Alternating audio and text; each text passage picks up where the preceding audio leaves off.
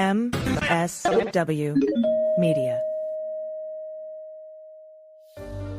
I signed an order appointing Jack Smith. And nobody knows you. And those who say Jack is a fanatic. Mr. Smith is a veteran career prosecutor. Wait, what law have I broken? The events leading up to and on January 6th, classified documents and other presidential records. You understand what prison is? Send me to jail.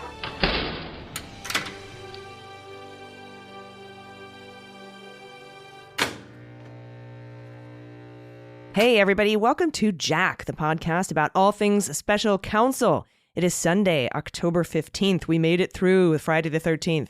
I am Allison Gill. And I'm Andy McCabe. Oh my gosh. It's like the world is on fire out there. But we're going to put all that aside and focus on our business here because there's lots to cover this week, including a number of filings and briefings scheduled in both the DC and Florida cases. Yeah, and a tantalizing new detail buried in one of those filings about what Jack Smith intends to prove at trial, if we ever get to it, in the Florida case, as well as a brief update on the different special counsel, totally different special counsel investigation, the one into President Biden's handling of classified documents, the ones found in his home and office. So, Andy, we have a lot to cover. Where do you want to start? Well, all things special counsel, but let's start with the government's response to Trump's motion to delay his Florida trial until after the 2024 election. All right, so you're going to recall last week, we covered the former president's motion to revise the CIPA Section 4 schedule and to adjourn the trial until after the 2024 election. Now, his argument was basically that the special counsel is slow in handing over discovery, he doesn't have a SCIF nearby to review documents, and that his lawyer, Chris Keyes, is it Keyes or Keyes? I think it's Keyes. Okay, I'll take Keyes.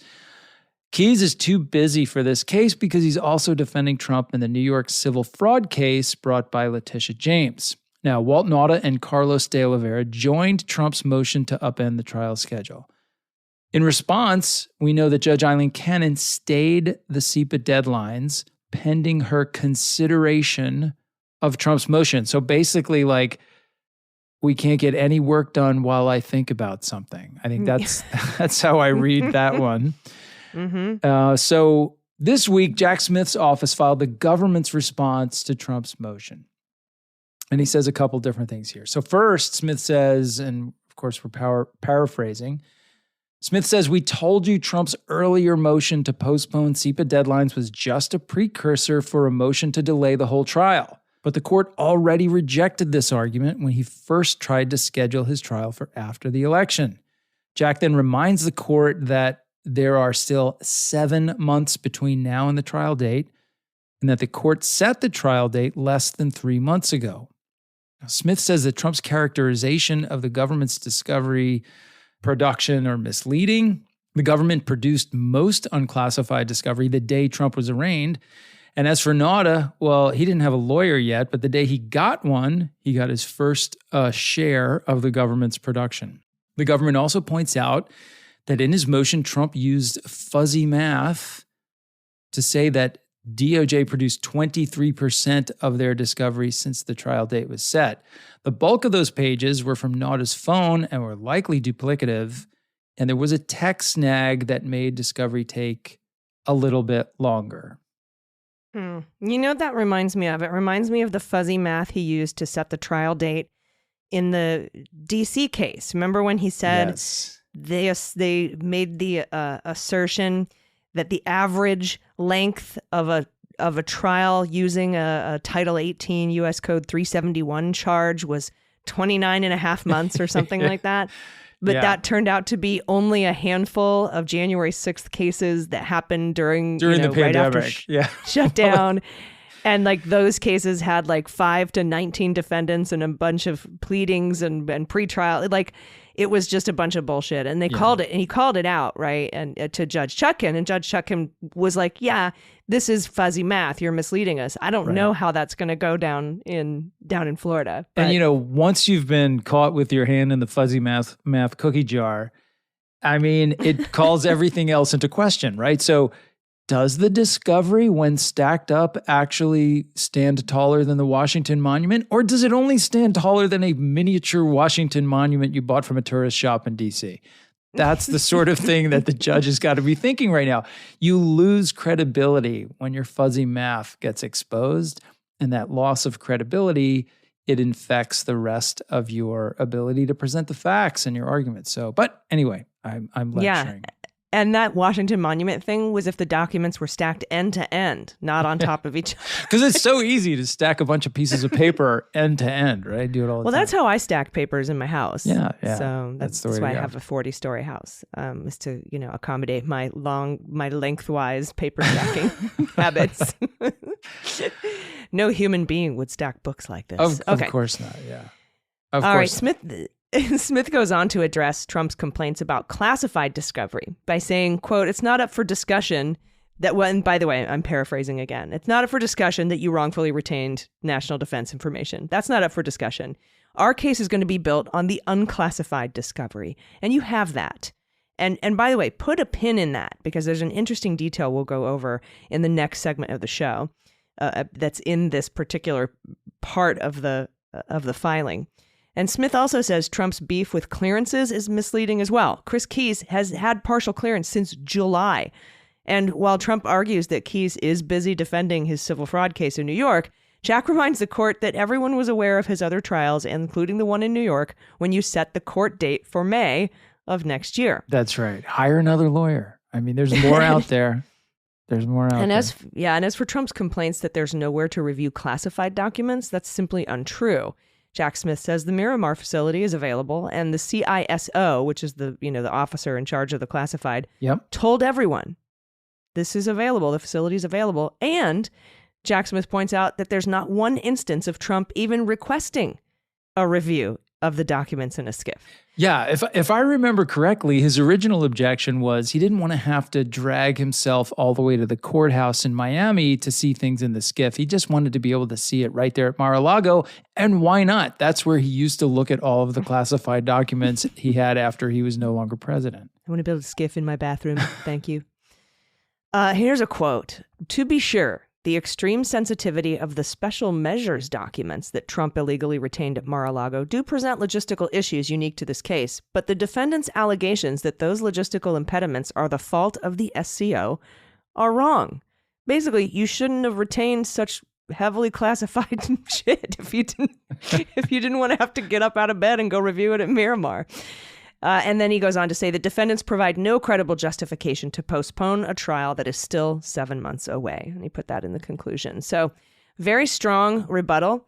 But I don't know. I don't know how Judge Cannon is going to react to this, or how long she's going to take to consider these motions. She took 2 months, a little over 2 months, I think, to approve the protective order for discovery, which delayed stuff. But they got it all, and they've had plenty of time, and these are really good arguments. So we'll see how she ends up, where she ends up coming down on this. So. Yeah, all judges are to some degree hard to predict, but she's really hard to predict. Again, it gets back to that fatal kind of consideration. Is it an issue of competence or experience, or is it a more nefarious issue of bias? Like, who the heck knows? She seems to really be taking her time here, though. Yeah, and so much so that we have a whole second segment about the Florida case, but we have to take a quick break. So we're going to do that, and we'll be right back with more. Stick around.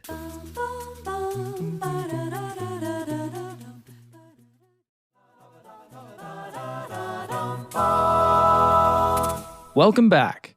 AG, there was something that stood out in the filing we discussed in the A block. If you recall, you just put a pin in it. And the Washington Post also pointed it out. This reporting comes from Aaron Blake. Mr. Blake tells us that while arguing against the motion by Trump's lawyers to delay the May 20th trial, Special Counsel Jack Smith's lawyers assured they're ready to go and that such a delay isn't necessarily, unsurprisingly. But they also said that they're ready to prove something significant that to this point has remained shrouded and the subject of much speculation. And that is why Trump allegedly took and kept the documents.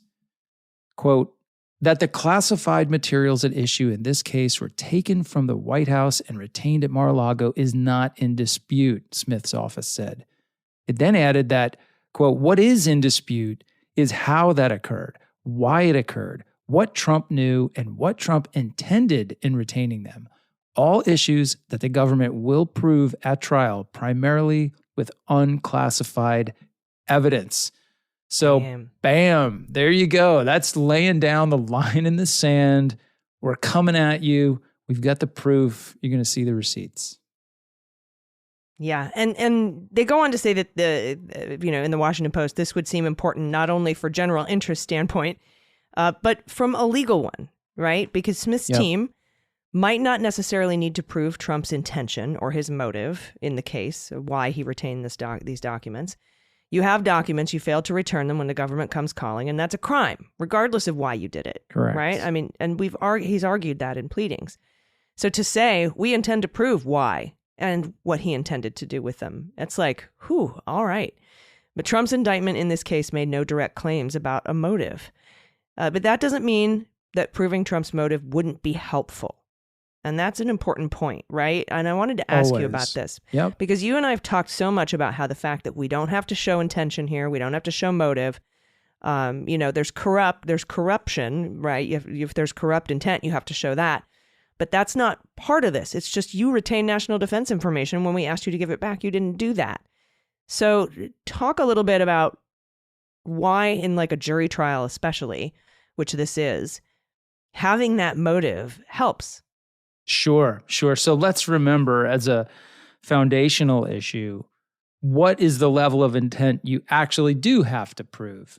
And in this case, as is true in many criminal cases, the intent that you have to prove is that the documents were knowingly and willfully retained, right? So that's not the same as why you had them, what you intended to do with them. That's simply that you knew that you had them and you willfully retained them. You didn't have them by accident. Some staffer didn't pack them up at your office and ship them to your house and you never opened the box. And so therefore, in a situation like that, which is basically what we saw with Mike Pence and which will also I think it's more likely than not that will be the conclusion in the Biden investigation.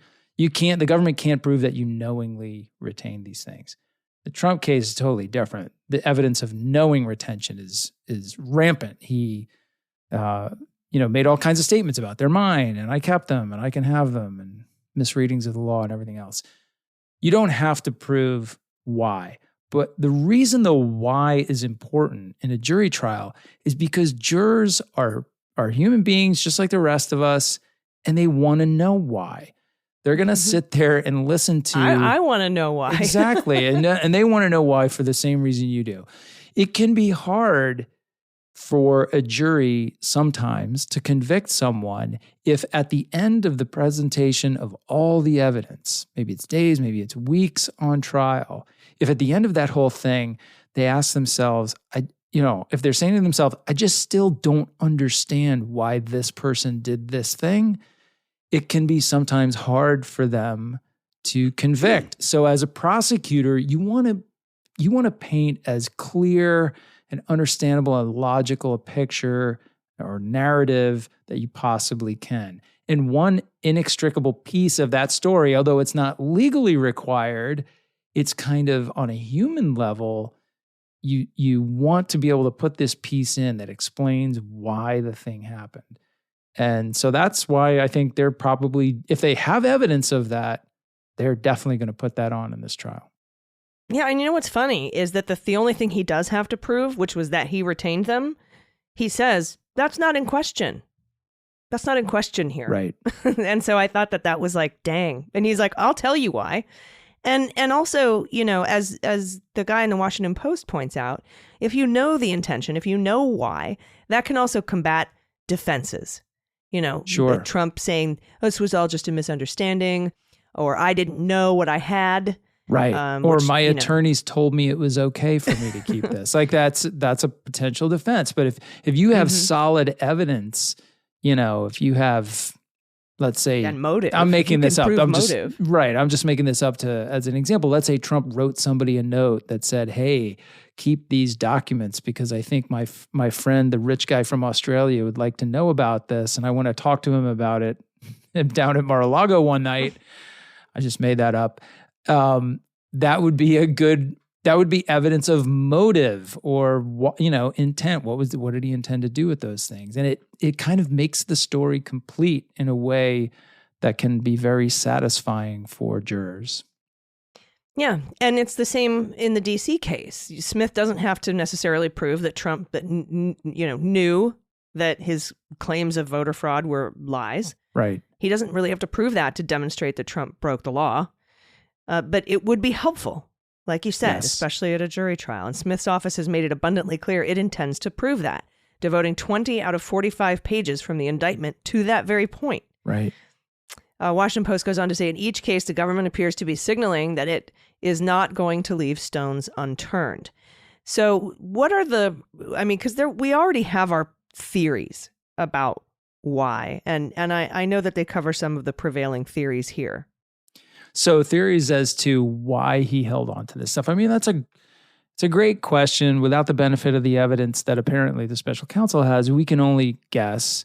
A lot of people like to layer in these theories that are dependent upon some sort of psychoanalysis of the former president. So for instance, I've heard Chris Christie say publicly that he just kept these things because it makes him feel important and he thinks they're cool and he wants to be able to show other people how important he is by knowing these facts. That might be true. I don't know that. For me, I always want some piece of evidence upon which to base a theory. I don't know that, amateur psychology provides that sort of evidence. It's a theory that it's just kind of self-aggrandizing and satisfying to him on some level. So that's out there. I tend to think that I think there's a lot of evidence that indicates that Trump is an incredibly transactional person, that he sees most of his interactions with people in according to some math problem of seeking advantage and obtaining leverage over people to do what he wants and to add to his advantage over others. And so because he has such a clear record of conducting himself in that way, I kind of see the retention of the documents in that context. I think it's possible that he thought he might need them or he could make use of them in some context later in life, whether that's to seek revenge against his enemies, which is also something that we know that he is very committed to. He says that himself all the time publicly. He's a vindictive and small-minded person. We know that from his performance as president. So that's kind of how I see it. I think that there was clearly some sort of compulsion to keep this stuff because he thought it would be powerful for him in all kinds of possible ways later. Now, others say, oh, well, he was going to sell it to the Russians or the Saudis or whatever. I don't believe there's any evidence that supports those theories yet, so I don't put a lot of stock in that.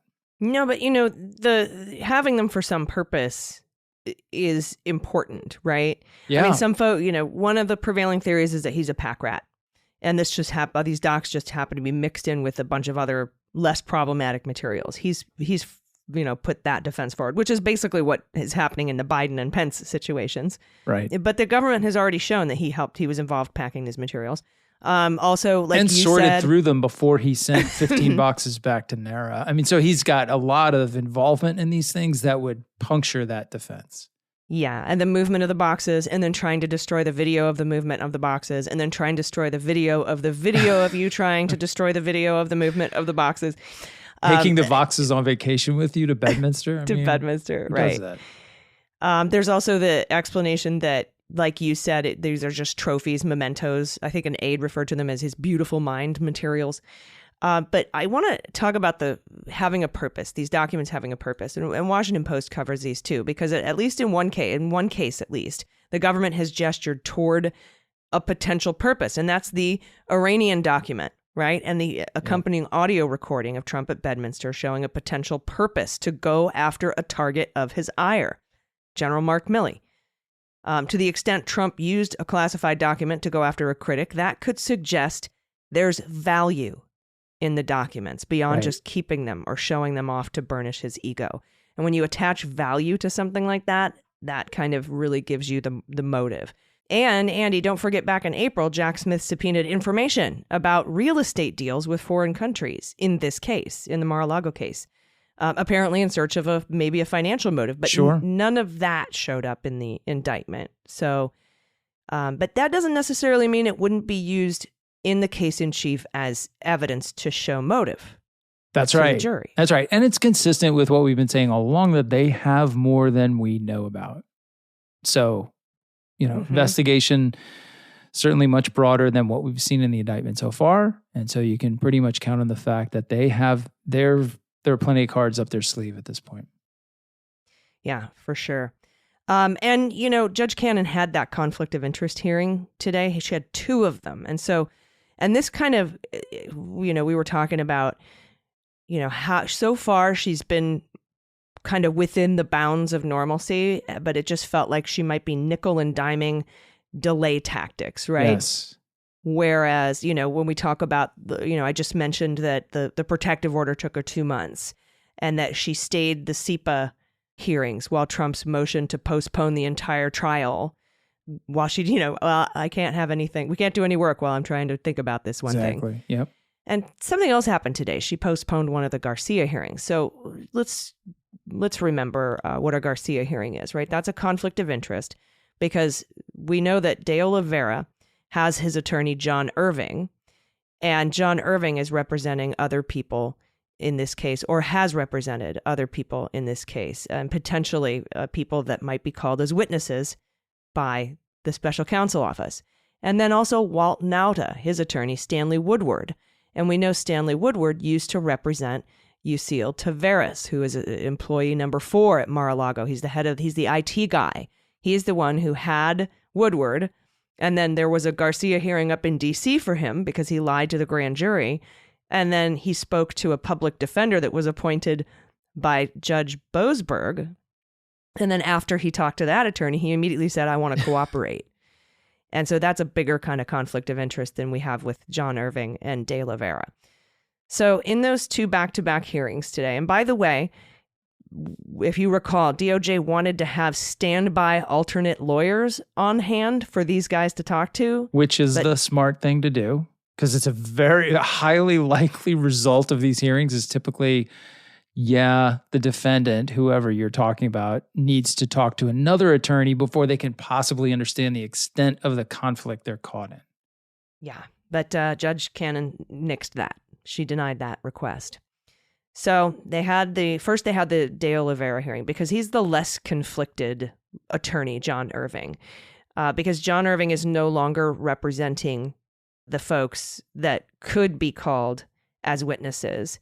And it's just that right now the government is saying they're potential witnesses that we might call at trial. Right. Whereas with Walt Nauta, they are definitely calling Taveras, and there's a bigger conflict of interest at play there. And we've talked about this in previous episodes. But with the De Oliveira told Judge Cannon he was fine keeping John Irving as his lawyer.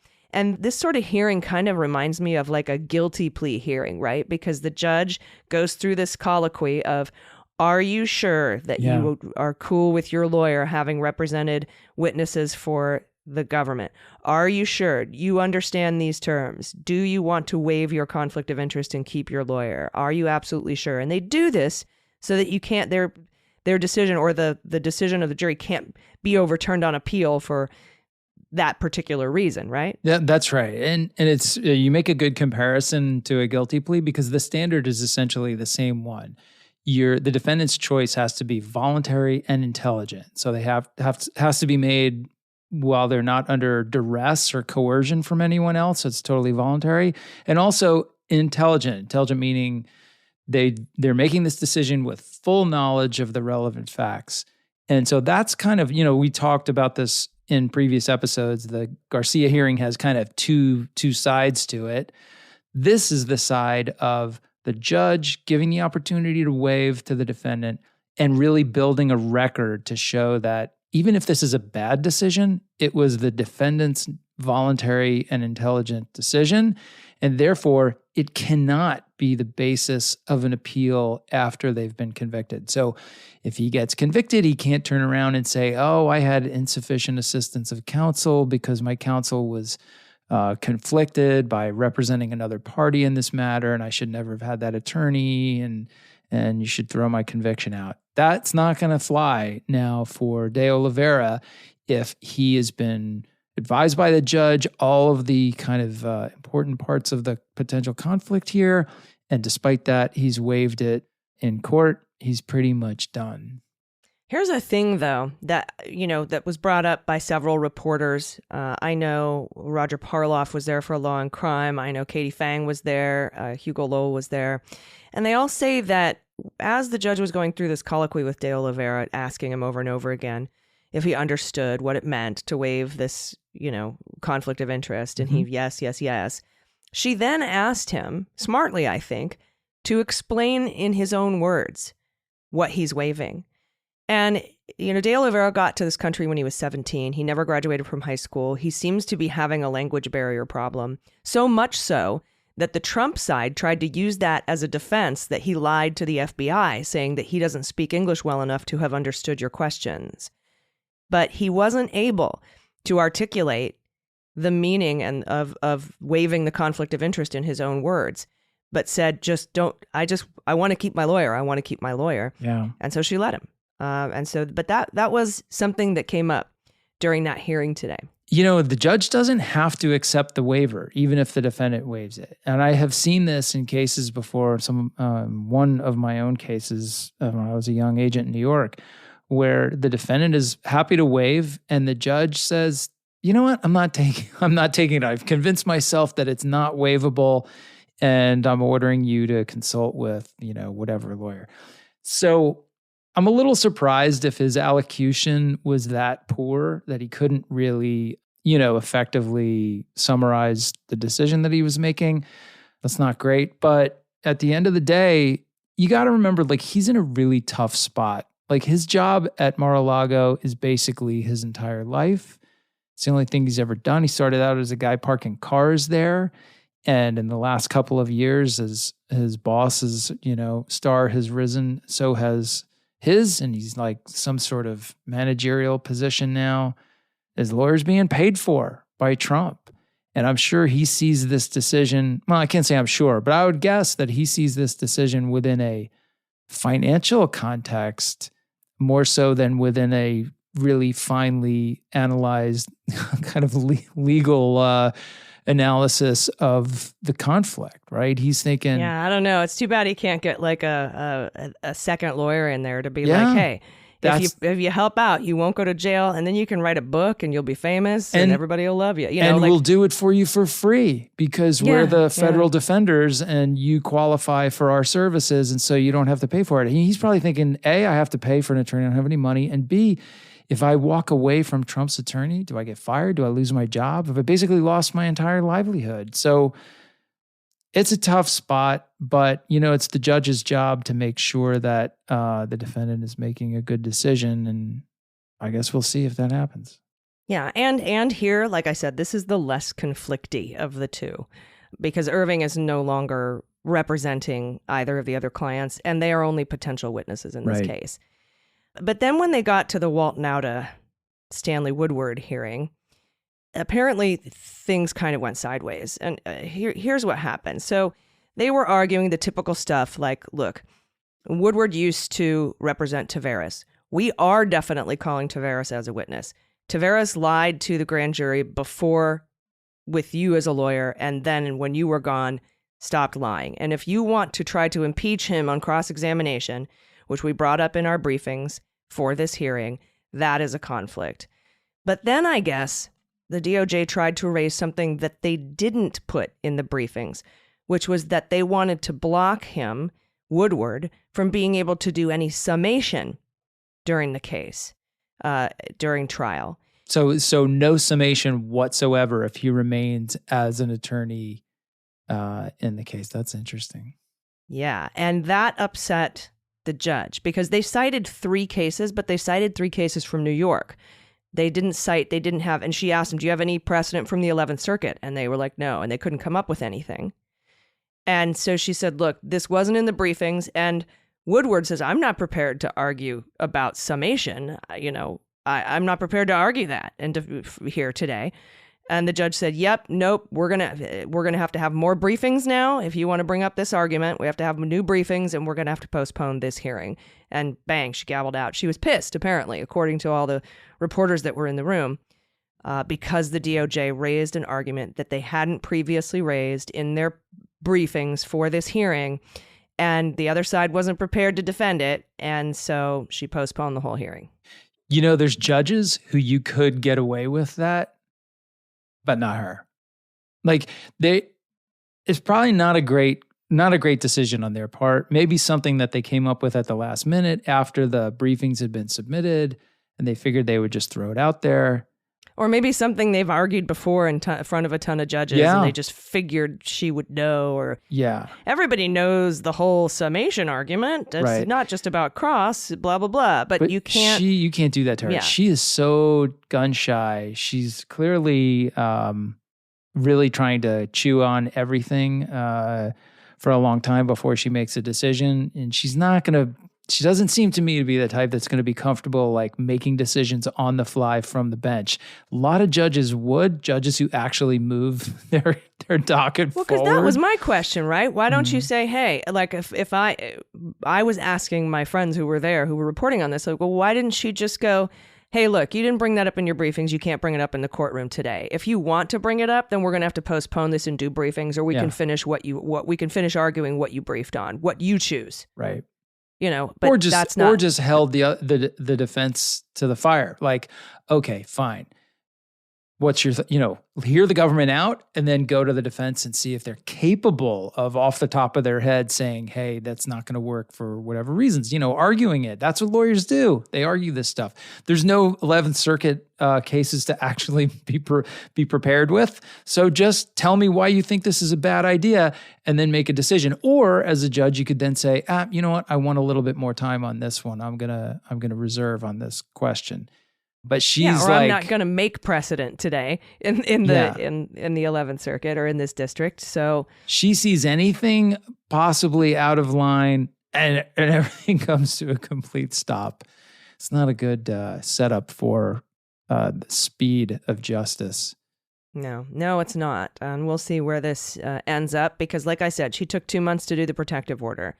So on discovery. Yeah. So who knows how long she's going to take to do this? Who knows how long she's going to keep the CIPA schedule stayed, the deadlines for CIPA stayed, while she decides about, Trump's motion and then the DOJ's response for pushing this trial back to the end of next year. She could take a couple months on each of these. Yeah. And then be like, oh no, the whole trial schedule has to change now. We ran out of time. Yeah. So we'll see what ends up happening. But anyway, that's what went down today. Everybody, you should follow, definitely. Parloff, Anna Bauer, Hugo Lowell, Katie Fang, just really great reporters on the ground doing this work down there. They're in Fulton County. So thank you very much to them. We have to take another quick break, and then we'll head to D.C. Stick around. We'll be right back.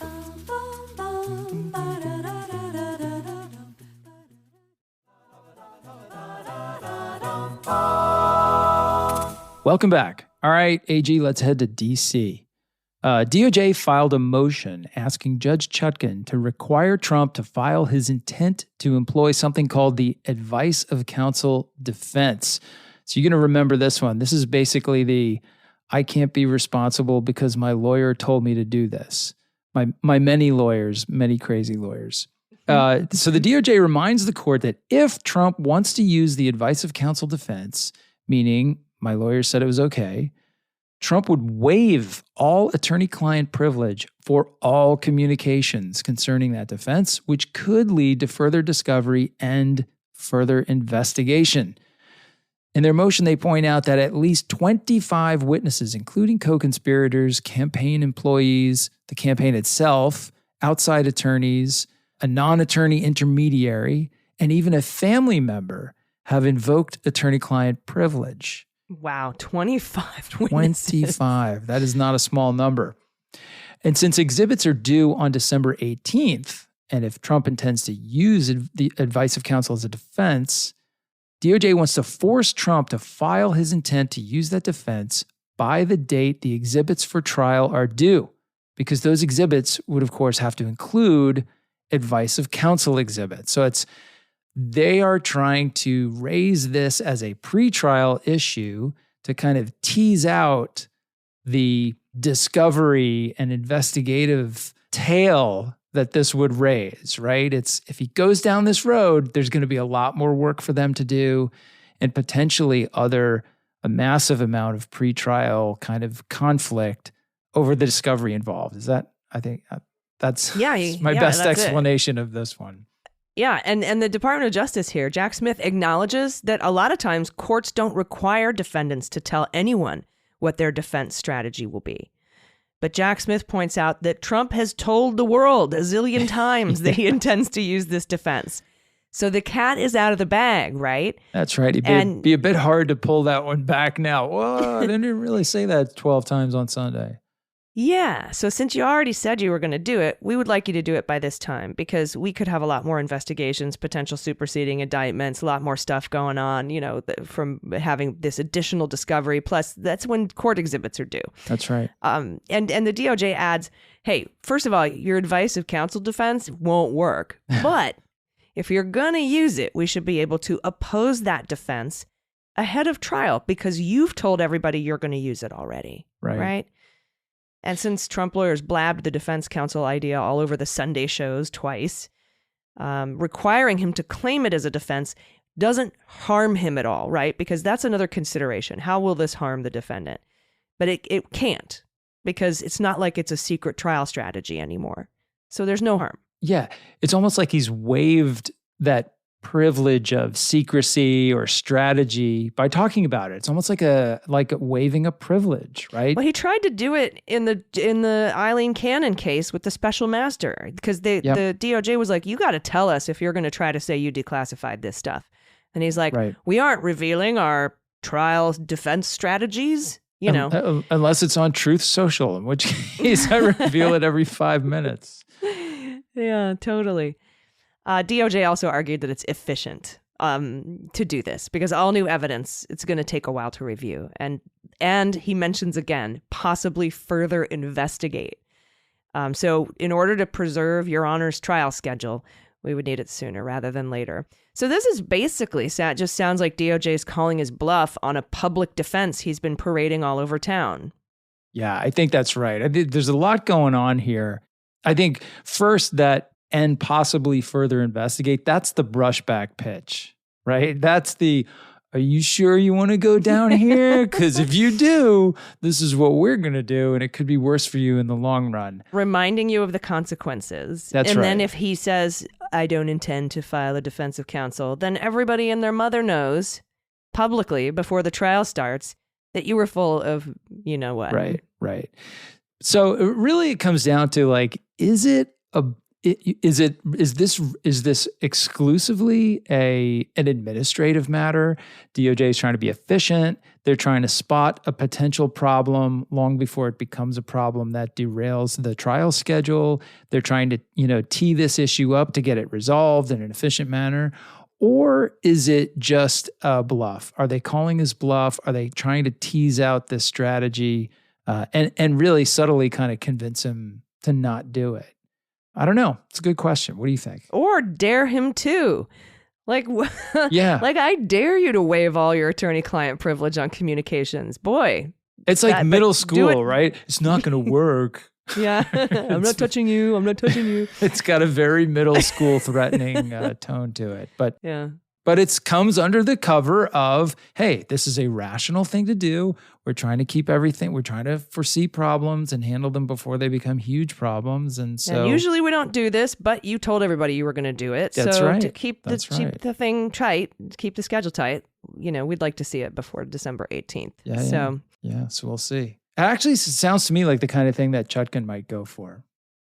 Right. And there was another motion filed alongside, or right back to back. And this is the protective order and for the jury procedures. Okay. Yep. So we've already seen this in a couple other cases, specifically with Donald Trump. And senior editor for Lawfare, who is Roger Parloff, he pointed out on Twitter, the most interesting thing about the government's motion to use fair and protective jury procedures in this case is that the defense apparently objects to some aspect of it. Like, they object to protecting the jurors. The motion is largely standard. It would permit open source research of jurors, but would forbid asking to follow or friend any of them on social media or make any analogous affirmative request to gain access to posts or profiles that are not otherwise publicly available. Okay. Sounds reasonable. And Roger Parloff says it's unclear what aspect Trump finds objectionable here, but final contested motion does, of course, repeatedly discuss Trump's history of intimidating use of social media, citing his recent attacks on Judge Engoron's clerk in New York. Yeah. And Mr. Parloff assumes that those are included. Professor Parloff, I should say, assumes that those are included because it's contested, right? Right. Well, I'm nice to everybody and everyone hates me anyway, so I can't possibly change anyone's mind, so I should be able to intimidate jurors. I mean, that was his argument in E. Jean. So, yeah. And the government brings up the E. Jean Carroll case, right? Right. In the upcoming defamation case against Trump, and is apparently keeping jurors' identities secret from parties in light of Trump's prior behavior. And the government is not asking for that here, though. So we'll see what ends up happening. But Judge Chutkan, and it's interesting because, you said it seems like Judge Chutkan might entertain these things. She did issue a minute order rapidly, saying she wants to set up a briefing schedule, and she gave shorter deadlines than the local default rules. Yep. She gave Trump 10 days to respond to both of these instead of the usual 14 days, and DOJ gets 5 days to respond to him instead of the usual 7 days. So, keeping it rolling. Let's go. We got miles to ride before we sleep. Let's get these things on. Tee it up. More motions, more briefings, more faster. Eastbound and down. Exactly. Exactly. Oh, God. All right. So Trump also filed a motion for Rule 17 subpoenas. Trump has filed for permission to subpoena the archivist, the clerk of the House, the entire House admin committee, Biden's current counsel, Rich Sauber, the general counsel of DHS, Barry Loudermilk, and Benny Thompson. I know it's quite a list. He wants to do this because he says that Barry Loudermilk, who you will remember is the guy who lied 5 times about giving Capitol tours ahead of the insurrection, Loudermilk allegedly told him that the January 6th committee is withholding records. Yes. Of course they are. So here's what he's asking for. He wants the select committee missing materials. He wants records and communications regarding methods, practices, instructions, litigation holds, and or policies regarding transfer, retention, archiving, or destruction of the select committee missing materials. He wants records and communications regarding the loss or destruction of the select committee missing materials. He wants communications with DOJ or other law enforcement agency related to those materials.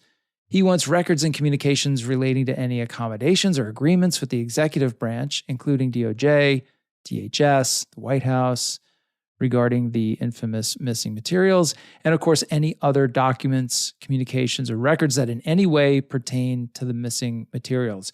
So, AG, can you first remind us, what are we talking about with these now infamous missing materials? Yeah, and this has been a public talking point. They deleted everything. That's all my exculpatory stuff, proves my innocence, blah, blah, blah. What happened was, first of all, the House made all of their stuff, it's publicly available, right? Yep. Except for some of these January 6th videos, which are now publicly available through I think a Kevin McCarthy joint. You can go in and watch them somewhere.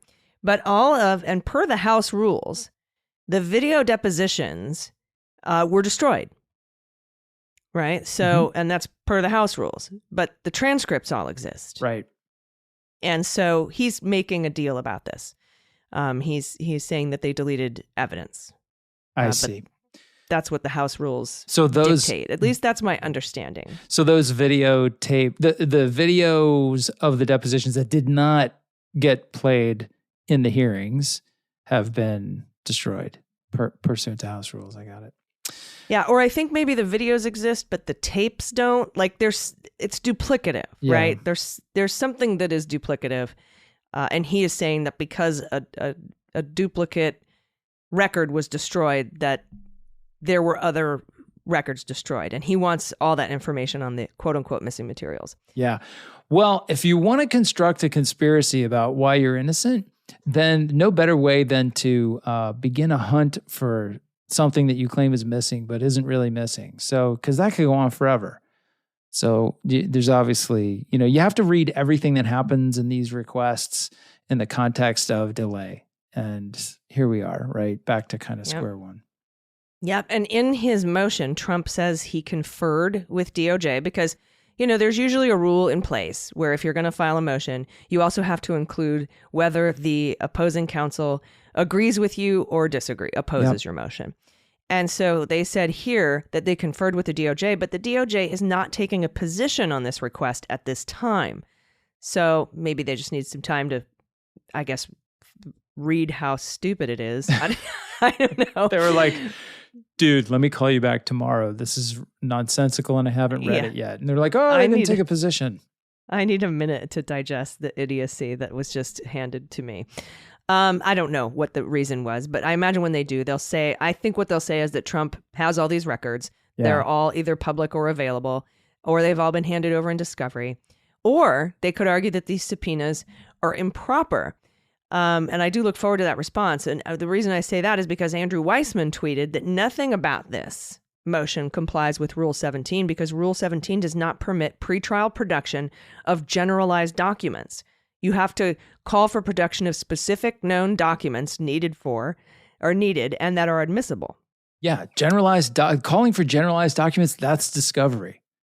Yeah, that's especially missing documents. That's pretrial kind of missing? Here we are, we're all looking for each other's stuff.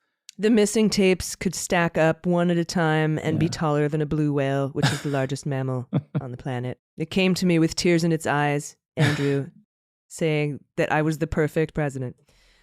So that is what is going on in D.C. Got it. Yeah. All right, one more break. I look forward to all these things. Yeah, we do have to take another quick break, and then we have some really interesting information about a completely different special counsel. Here we go, special counsel number 3 for today's show. Yeah. And we also have a correction/question, so I look forward to that. So we'll do that right after the break. Stick around.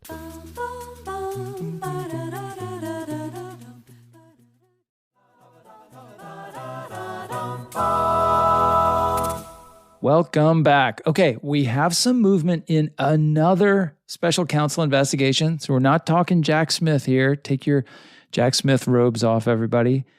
Nearly a year ago, you will remember that AG Merrick Garland appointed Robert Hur to investigate the classified documents found at President Biden's office and home.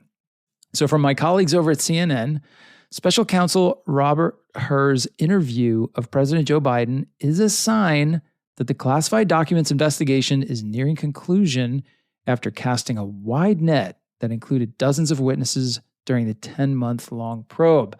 The White House announced this week that Biden was questioned by Hur and his team over 2 days in a voluntary interview that CNN has reported was scheduled weeks earlier.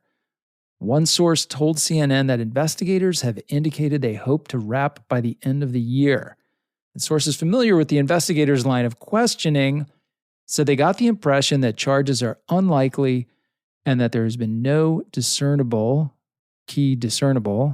grand jury activity. There's been a lot of questions about why Hur is taking so long, because of course we know that the DOJ investigation of Mike Pence concluded, that's got to be over a month ago now, maybe 2 months ago. They're fairly similar cases, but nevertheless, Hur's investigation continues. I've talked to a couple of people who have knowledge of this investigation, and the impression that I get from speaking to these folks is that essentially people's perspective is Hur's in a tough spot. He doesn't have much to work with because the basic facts of what happened here are pretty much known. We've seen a lot of reporting on it. And I guess there's a theory that anticipating an announcement that might not satisfy a lot of people in this town, an announcement that's not going to be that momentous, her special counsel team is taking, in sort of almost a defensive posture. They are interviewing every human being that could possibly have bumped up against this issue in any way in the last, however many years this thing goes back. So they've mounted an incredibly wide investigation, and people were interviewed who really had very, very little to say. But I think they want to make sure that at the end of the day, whatever they present, I'm sure he has to write a report and give that to the Attorney General. That will, I'm sure be shared with the public. Were you interviewed? I was not interviewed. I have nothing to do with this one. They didn't ask me anything. I know I'm feeling kind of left out now, but in a strange way. Yeah, I think they're just trying to turn over every possible rock so that after the fact, people who are not so satisfied. that when they say that there's not going to be any charges, they can say, look at how much work we did. Hey, look at what we did. Look at how many interviews we did. It's great. I mean, I can't tell you how many times in the FBI in our quest to find one person who is not very well described, having not found that person, we say, but we interviewed 2,000 people last weekend. So it's kind of a standard investigator's way of justifying cover your efforts. ass. Exactly. CYA. Yeah. All right. Well, thanks for that update. They're expecting that they should have an answer, I guess, like you said, by the end of the year. Look forward to that. Maybe right around the time we find out whether all of Trump's New York businesses are going to be dissolved and that he has to pay $250 million in restitution or what's it called? Disgorgement. That should be interesting. Disgorgement. I love that. It sounds so medical. It does. It sounds like something Dexter would do. All right. Let's get to some questions because I actually have sort of a correction that was posed in the form of a question because people are very kind. Mm-hmm. Last week, as you know, we discussed Trump's motion to dismiss the DC case based on an argument that he enjoys total presidential immunity. Now, I had thought that the trial may be able to go forward parallel with an appeal working its way through the courts. And I recalled how the John Eastman Chapman University emails appeal continued, even though he didn't get a stay and all of his emails had to be handed over to the January 6th Select Committee. Because that appeal just came up to SCOTUS and SCOTUS said, nah, bro, we're not vacating. You lose your appeal. Right. But his stuff already went over because he didn't get a stay. Now, I thought perhaps that kind of thing would apply to this motion. I imagined a scenario where Trump's motion to dismiss was denied by Judge Chutkan, and then he appealed, right, because he always appeals. Yep. And then I thought perhaps he would ask for a stay, and if that stay were denied, the trial would go forward while the appeal worked its way through the courts. But then, somebody much smarter than me, law professor and former federal prosecutor Randall Eliason, reached out and pointed out that Trump's motion raises a claim of constitutional immunity, which is one of the relatively few types of claims that gives rise to what's called an interlocutory appeal. And the whole point, he says, of an interlocutory appeal is that you get to have your claim decided before you have to go to trial. Right. Because in this case, anyway, your claim is I shouldn't have to go to trial. Right. So why put someone through a trial when they could very well be standing on a constitutional right that keeps them out of that position?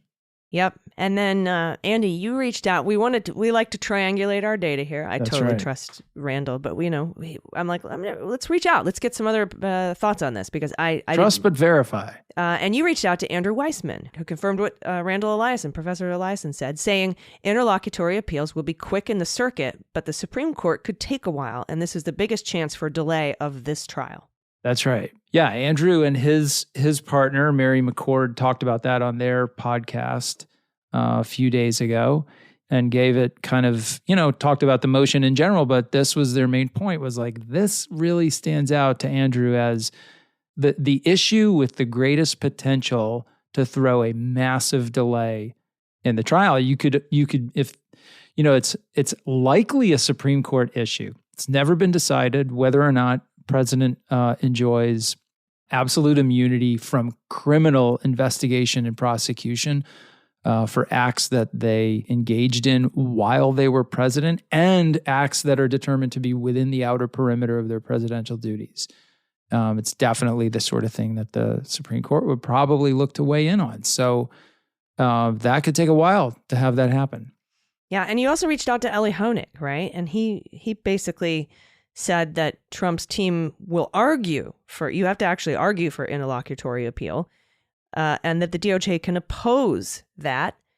But, Eli said there's an argument that they shouldn't oppose it because they should want the answer in advance of trial. Right. Because worst case scenario would be actually getting a conviction and then having it thrown out on appeal later. Right. But yes, he says Trump will seek an interlocutory and they'll litigate whether or not he gets it. And then it goes up. And if he gets it, it goes up. Yeah, I thought that was interesting. I didn't know. I thought it was either one or the other. I'm kind of with you. I didn't realize that this was an absolute potentially an interlocutory appeal. And Ellie kind of preserves that it could be argued option that there would be a fight over it and it could go either way, but likely it wouldn't. I think that was the sense I got from connecting with him. So we'll see. We'll see how that happens. He's made the motion already. I think it's unlikely that it'll be granted at the trial court level. And so I think it's likely that we'll see this play itself out in the appellate process. Yeah, I don't know that SCOTUS would hear it. They may just refuse to hear it and have that whatever lower court decision stand. And I think that in the DC Circuit Court, it would probably be that he cannot dismiss, because he would be a king at that point. Yeah.